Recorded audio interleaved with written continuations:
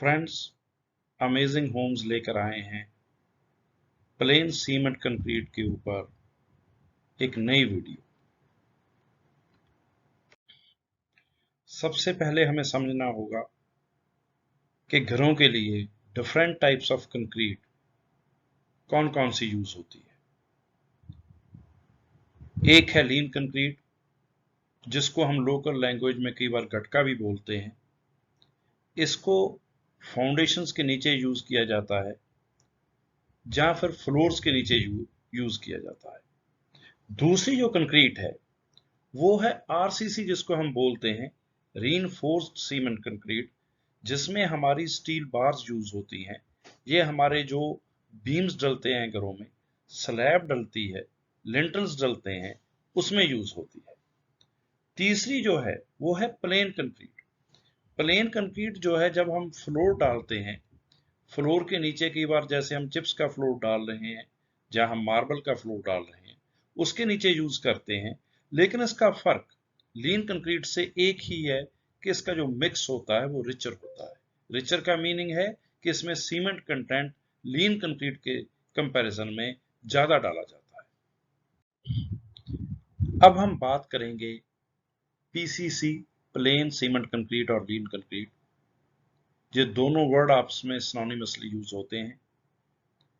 जैसे आपको पहले बताया गया है, इसका मेन फंक्शन है, इसको फाउंडेशंस के नीचे यूज किया जाता है। चाहे फाउंडेशन हम ब्रिक वर्क की बना रहे हैं, चाहे हम आरसीसी की बना रहे हैं। आरसीसी में हमारी कॉलम्स हो सकती हैं, वॉल्स की फाउंडेशंस हो सकती हैं, उनके नीचे हम पीसीसी को यूज करते हैं। इसमें जनरली जो सीमेंट कंटेंट है वो ओवरऑल कंटेंट जो हमारा रहता है उसका 10% से नीचे रहता है। अगर 10% से ज्यादा है और 15% तक है तो जनरली हम उसे नॉर्मल कंक्रीट बोलते हैं। जैसे हम घरों में बोलते हैं 1 2 4 1 1.5 3, जिस मिक्स को हम यूज करते हैं हमारे स्लैब्स के लिए, कॉलम्स के लिए, लिंटल्स के लिए।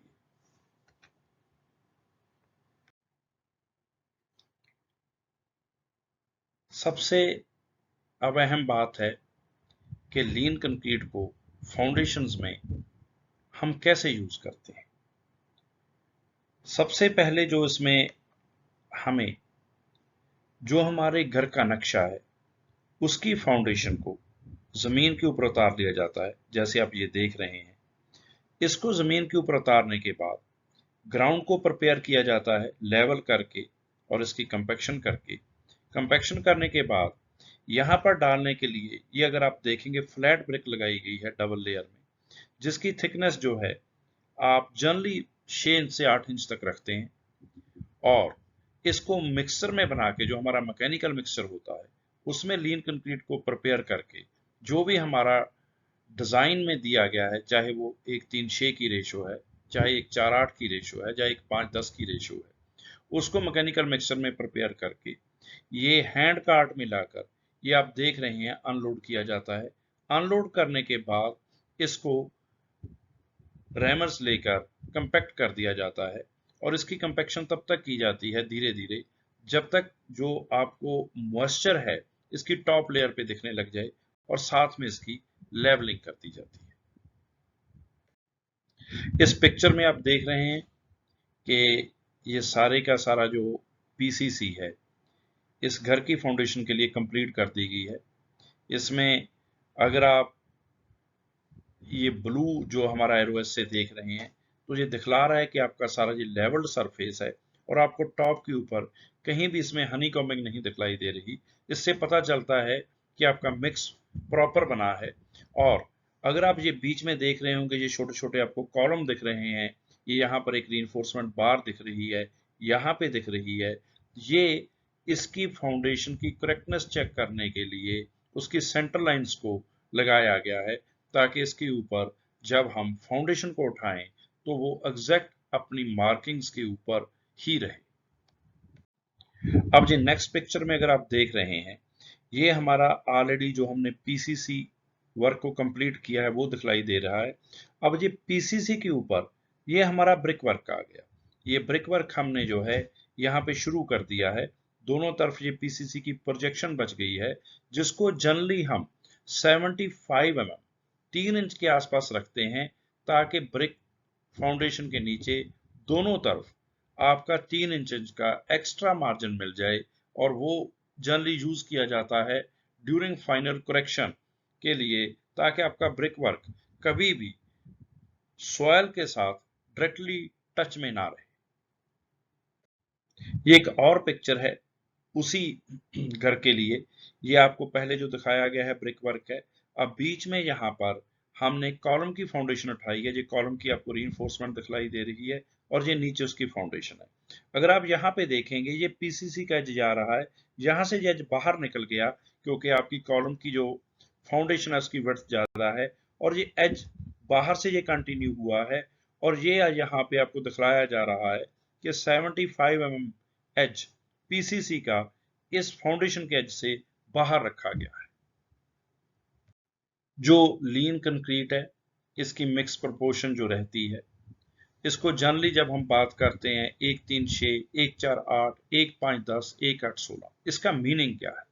जो पहली डिजिट है आपकी, जो आपकी पहली डिजिट है, वो आपकी रेफर करती है सीमेंट को। जैसे ये 1 है, हर में 1 जो है ये सीमेंट की प्रोपोर्शन बता रही है। दूसरी डिजिट जो है, दैट स्टैंड्स फॉर सैंड। ये सैंड के लिए, इसमें एक हिस्सा सीमेंट, 3 हिस्से सैंड, और जो तीसरी डिजिट है ये कोर्स एग्रीगेट बताती है। ये आपकी जो 6 हिस्से हैं, ये आपके जिसको आप बजरी बोलते हैं, एग्रीगेट बोलते हैं, वो आ गया। इसमें रिकमेंड किया जाता है कि आप इसका ग्रेडेड एग्रीगेट्स यूज करें, और मैक्सिमम साइज जनरली जो हाउसेज में यूज होता है वो 40 mm डाउन होता है, 40 20, और उससे नीचे भी आपको 10 mm भी मिलता है। उसका आप मिक्सचर यूज करें, और साथ में सीमेंट की जब प्रोपोर्शन आप 1 3 6 1 4 8 1 5 10 जैसा भी आप यूज करना चाहते हैं उसके हिसाब से यूज करेंगे, तो आपका मिक्स बहुत बढ़िया बनेगा, जिसमें वर्ड्स नहीं रहेंगे। और जब आप उसकी हल्के हल्के रैमिंग करेंगे तो वो एक यूनिफॉर्म सरफेस आपको टॉप पे मिलेगा, which will support your foundation, चाहे वो ब्रिक वर्क में है और चाहे आपकी वो कंक्रीट में है। अब अक्सर ये सवाल पूछा जाता है कि हम फाउंडेशन ब्रिक वर्क की चाहे कंक्रीट की, उसको सीधा क्यों नहीं शुरू कर देते? पीसीसी इसलिए जरूरी है, जो हमारी लीन कंक्रीट है, सबसे पहले वो आपको इवन सरफेस देती है, चाहे आपने ब्रिक वर्क में काम शुरू करना है चाहे रीइंफोर्स कंक्रीट में करना है। दूसरा जो सबसे अहम बात है, ये आपका सॉयल के साथ डायरेक्ट कांटेक्ट खत्म कर देती है। उसमें क्या है कि अगर आपने कंक्रीट डालनी शुरू की तो आपका मॉइस्चर जो है वो सीधा नहीं सॉयल में चला जाएगा, उसको बीच में कोई इम्परवियस लेयर नहीं मिलेगी। दूसरा, आपको एक यूनिफॉर्म सरफेस नहीं मिलेगा। और तीसरा जो सबसे इंपॉर्टेंट बात है, नीचे के मॉइस्चर का अटैक और सॉयल के केमिकल्स का अटैक और आपके इंसेक्ट्स जो हैं उनका अटैक, उससे ये आपके फाउंडेशन की बॉटम लेयर, चाहे वो कंक्रीट में दे रहे हैं आप आरसीसी में या ब्रिक वर्क में दे रहे हैं, उसको बचा के रखती है। तो इसलिए आपकी पीसीसी बहुत अहम है। ये हाउस यूजर्स के लिए हमने एक टेबल दिया है जिसमें आप मटेरियल की क्वांटिटीज निकाल सकते हैं कि अगर 1 क्यूबिक मीटर आपने लीन कंक्रीट डालनी है जो कि 35.315 क्यूबिक फीट के बराबर है, आप किसी भी फाउंडेशन के लिए इसका वॉल्यूम निकाल सकते हैं, लेंथ ब्रेड्थ और उसकी डेप्थ लेकर। उसके बाद आपका कितना सीमेंट लगेगा, कितना ड्राई सैंड लगेगा और कितना आपका एग्रीगेट लगेगा। अगर आपने एक 3 शी का मिक्स यूज किया है, इसमें आपका 1 क्यूबिक मीटर में 190 केजी, जनरली 3.8 बैग लगेंगे। अगर 148 यूज किया तो 140 केजी, 2.8 बैग लगेंगे। इसमें अगर आपको ड्राई सैंड चाहिए तो 0.47 क्यूबिक मीटर, मान लो जनरली आपका आधा क्यूबिक मीटर आपकी सैंड कंज्यूम हो जाएगी, और 0.94 क्यूबिक मीटर आपका इसमें एग्रीगेट लगेगा। कोई भी प्रोपोर्शन आप जो यूज करना चाहते हैं उसके लिए आपकी ये क्वांटिटीज आपको अवेलेबल हैं, जिससे आप अपनी रिक्वायरमेंट ऑफ मटेरियल्स कैलकुलेट कर सकते हैं। ये आपको मिक्स प्रोपोर्शन का कंपैरिजन दिया गया है। जनरली क्या है कि अगर आप 1 3 6 यूज करते हैं तो हो सकता है ड्राइंग के ऊपर उसको M10 मेंशन किया गया हो। अगर 1 4 8 की आप यूज कर रहे हैं तो उसको कई बार M.75 दे दिया जाता है। अगर 1 5 10 कर रहे हैं तो आप उसको M5 कई बार ड्राइंग पे लिखा होता है। तो आप दोनों को कंपेयर करके अपना मिक्स बना सकते हैं। लास्ट स्लाइड है जो लेइंग ऑफ पीसीसी कैसे करनी है, जैसे आपको पहले फोटोग्राफ्स में दिखाया गया है। कि लेवल जो है प्रॉपरली आपको नीचे अर्थ का तैयार करना है। लूज मटेरियल अगर उसमें कोई रूट्स हैं प्लांट्स की, उनको निकाल देना है। एक सबसे अहम बात जो आपको ख्याल में रखनी है, अगर कहीं पर भी पुअर सॉइल है, जैसे आपकी कोई बीच में दलदल आ रही है, कोई पर ह्यूमस है, उसको आप गुड सॉइल से पहले रिमूव करके उसकी कंपेक्शन कर दें। तीसरा, कोशिश कीजिए कि ब्रिक एग्रीगेट को जनरली ना यूज किया जाए लीन कंक्रीट के अंदर, क्योंकि इसकी जो फिजिकल प्रॉपर्टीज हैं वो उतनी अच्छी नहीं होती। और after laying, proper levelling should be carried out and compaction should be achieved by ramming, जैसे आपको पहले फोटोग्राफ्स में दिखलाया गया है, ताकि आपके बहुत बढ़िया सरफेस तैयार हो जाए जिसके ऊपर आपके घर की फाउंडेशन टिकी हुई है। वो सबसे अहम बात है।